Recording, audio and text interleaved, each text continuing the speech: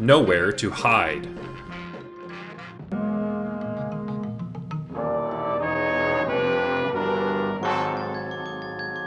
Off to a strong start here with breaking and entering, closely followed by felony theft.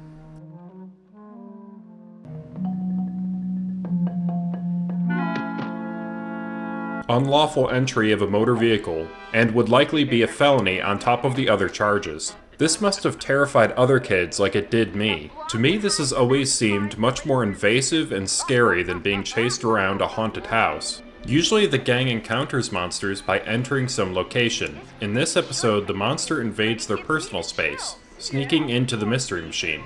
That's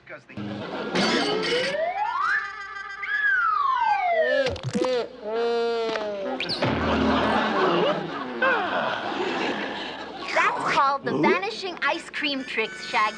Well, next time he tries it, I'm gonna pull the vanishing Scooby trick. You look like you're about to tell your friend not to come to school tomorrow, man.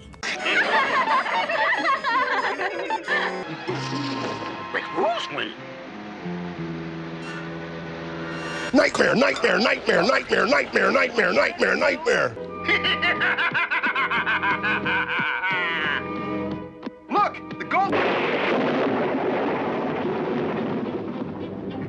Just so we're clear, the correct thing to do would have been to find a safe location and call the police, and tell them what you saw, not to break and enter into a house to follow an individual that could very well be dangerous. Plus, they don't even know if this is his house. He broke into their van. How do they know he isn't breaking into some different person's house?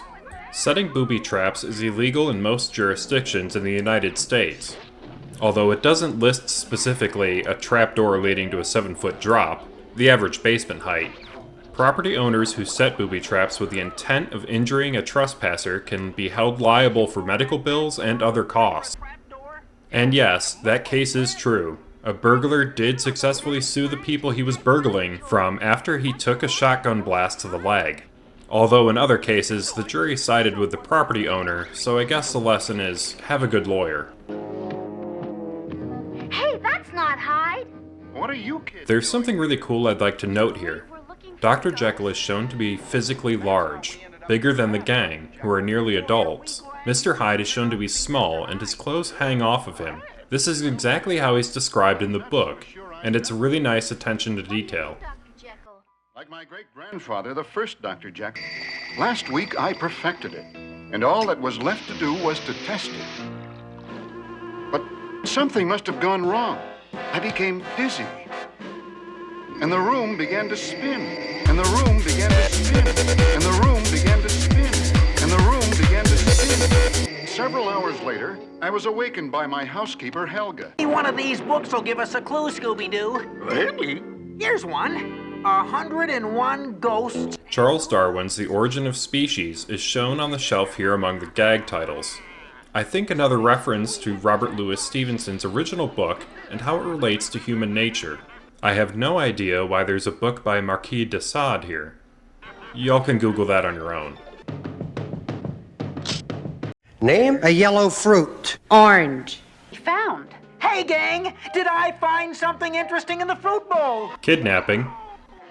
Oh, Scooby Doo, where are you? Arrival of the Scooby Doo music video section.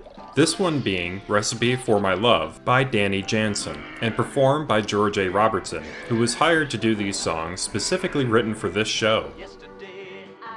And if our calculations are right, it should be Helga, the housemaid. That wraps up this mystery. 5 for Dr. Jekyll, and 1 for the gang. Dr. Jekyll is likely looking at a long stint in prison. I'd say around 25 years. Like and subscribe, and thank you very much for watching.